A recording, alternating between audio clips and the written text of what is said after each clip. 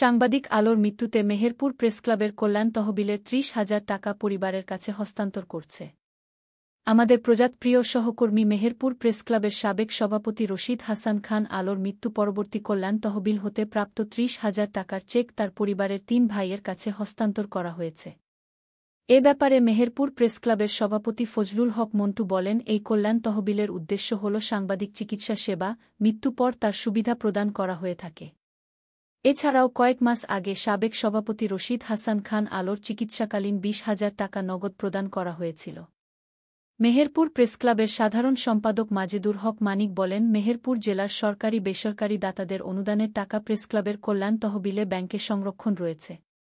তাই মেহেরপুর প্রেসক্লাবের যারা আমাদের অনুদান দিয়েছেন তাদের দোয়া রইল এবং যারা দেবার প্রতিশ্রুতি দিয়েছে বা দিবেন তাদের নিশ্চয়তা দিচ্ছি ১ টাকাও নষ্ট হবে না।